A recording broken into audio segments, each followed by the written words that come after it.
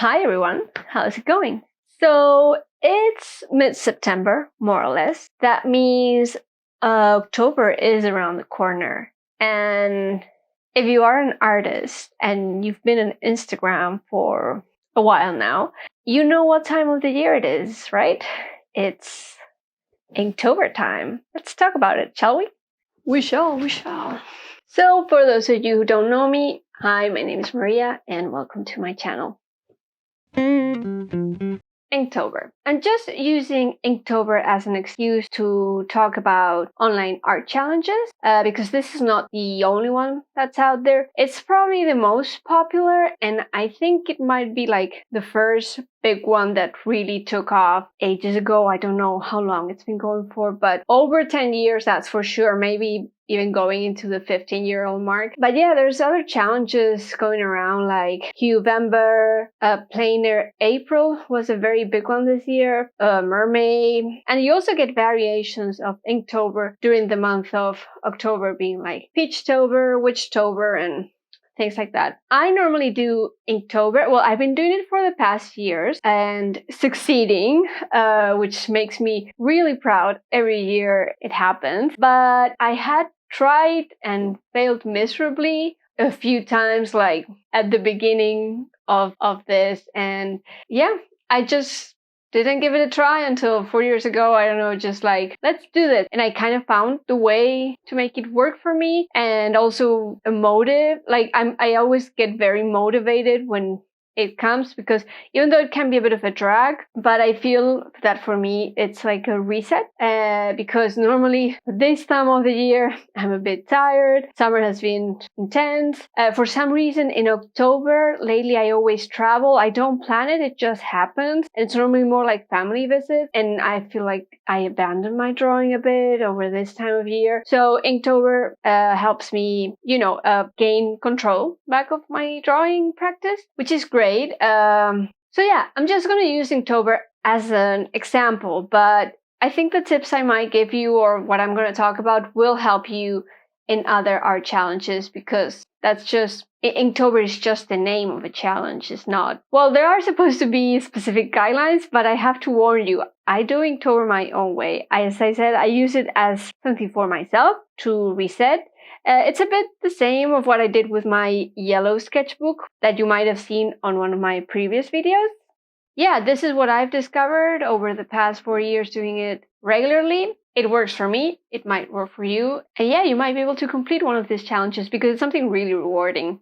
So one of the coolest things of doing this kind of challenges is that probably someone in your social network, they're probably going to be doing it. So it's kind of cool to see everyone engaged in this challenge. It fuels you to go all along and complete it. And like, it's really motivated because you see what other people are doing, and it's like, come on, I can do it. I can finish this.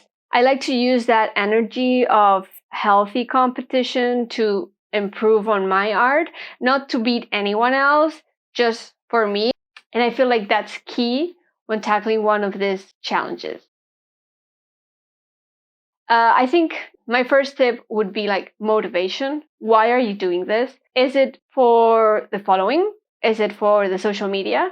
Is it to prove someone else that you can do it? I think those are a bit wrong. I think you have to make it a bit more personal. In my case, the first year I made it was just that I wanted to show myself that I could do it, that I was capable of doing this, and improve and stick to it. And that's what got me through that first year. And it's kind of been a constant during the rest of the years I've participated, because I am a very goal-oriented person, and if I set a goal, I do everything within my reach to get to it. It's not always possible, but it normally is if you plan or if you have the right motivation. So as I said, I think you should look for a motivation that is real and pure, so to speak, to yourself, like improving at art, showing yourself you can do you can sit for like even 5 minutes a day and do a drawing. Just that. But yeah, I remember at the beginning, my main focus was like, oh, everyone is doing this. This is trendy. I'm going to post it on Instagram and earn a bunch of followers. That never worked for me. If you saw my last video, I was talking about how I suck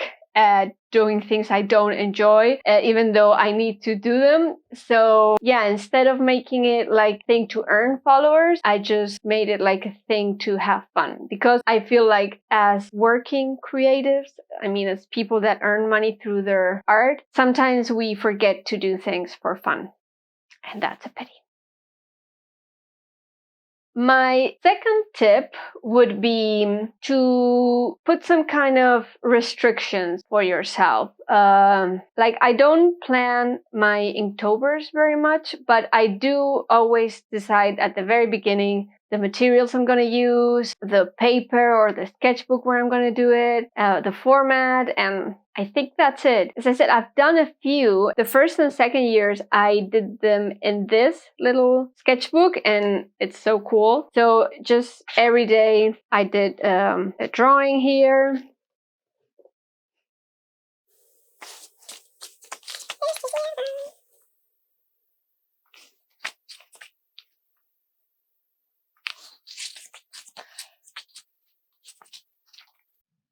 This little sketchbook was super handy because I could carry it around with me. And as I said, for some reason, in the past 4 years, I've always traveled during October. So I needed something that I could carry around. And some of these drawings you might recognize from like digital drawings I've done later, or like prints or things like that. And yeah, I find it like super cute collection kind of thing.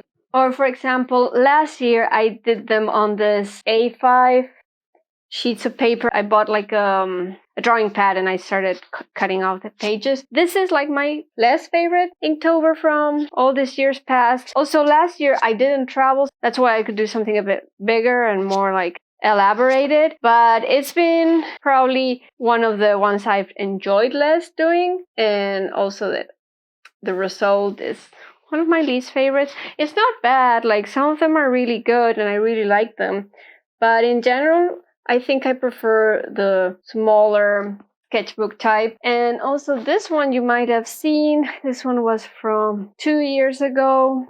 It's on my big sketchbook. But I did it on a post-it block thingy. I just traveled with it and every day I did a drawing and then I just glue it there. Yeah, as I said, those are like the things I like to think in advance. Last year I tried to write like a prompt list for myself, but it was not doing it. As I said, I wanted this to be something fun. So I just draw what I'm in the mood for that day. And also in my personal case, I don't think people come to see my Inktober's for my drawings, and they actually come for my writings, because at the end I always get a lot of compliments on my, the thing you write under the Instagram post, which also motivates me a lot because I kind of like writing, but I do it unconsciously. It's just something it happens. That's really cool, but I still do the drawing, else I wouldn't be able to write the caption, and that's nice. But if you need like a prompt list, something like ideas to help you, the official Inktober page always posted like the official prompt list, and also lots of artists share their prompt list. You can follow them, you can make up your own. There are groups that come up with different ones, like maybe ones are based on like witches, since we're getting into Halloween, so there are a lot of like witch Halloween theme Inktober's going around. So yeah, just basically do what works for you. In my case, the prompt doesn't do it, but I think that for most people it does help. So just figure out what you feel like. Also, you can have like a prompt list and follow it some days, and the other days you just draw what you want. No one's judging you. There's not a prize at the end of this game except your own fulfillment. Okay, so now you have your motivation and you have your materials. What now? So now you have to decide on when are you going to do it actually. When are you going to sit down and draw. And you need to make that priority on your day. Like, if you want to smash this challenge, you need to stick to that. Maybe one day you can and you do it later or you do it earlier, but you must stick to this if you want to succeed. But as I said, some days things happen. Like, I remember the first year I did it, I was actually invited to a wedding and I didn't have the time to draw it in the morning. So when I arrived to the hotel at like 3 a.m., I did my drawing. There it is. And I posted it. Technically, I posted it a day later, but I don't care because for me, when I'm doing this kind of challenges, the day ends when I fall asleep. So, and now I'm gonna give you my secret. I haven't told anyone about this. I don't even know if Mark knows about this, but something that helps me succeed with every year is that I actually start a day before. And why do I do this? Because sometimes the drawing just doesn't happen, okay? I still draw every single day. For me, that's important. I don't use that day to like have a day where I'm able to skip. Like, no, I'll use it to do like, for example, I remember this day when I did this one, I didn't like how it turned out, so I did a second one. I didn't like how it turned out, so I did a third one. So I did 3 drawings. And in this case, I made it work on the day. But sometimes I just drag it for too long and I can't do it. So I have to do it the day after, and that's okay because I still will have drawn that day. That is the important thing for me. So yeah, that's my secret. Tell everyone I don't mind. It's very useful. I do it every single year. I normally finish up a day earlier because even though some days the drawing I make I don't post, but another day I do 2 drawings because maybe I have time and I feel inspired. But I do like to go a drawing a day because it's part of the challenge. But we're humans, our lives aren't perfect, and you just have to work with what you have. So make it easy on yourself.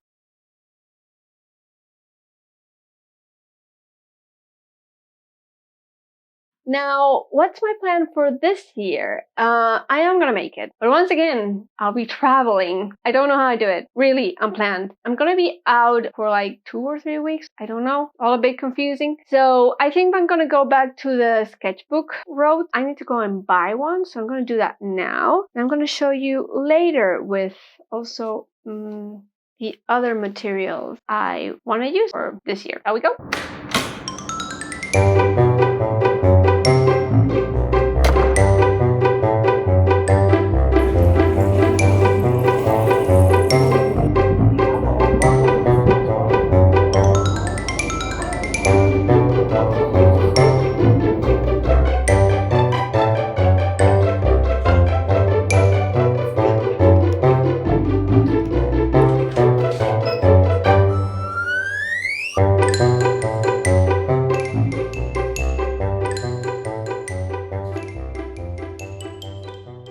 Okay, so I've just arrived from the shop and I bought this sketchbook, the Sensei Book Sketchbook. It said that it's specifically good for pens, and that's what I intend to use this year. Something that I hate from the art shop I go is that they never have one open so you can see how the paper is. So let's open it and see how it is.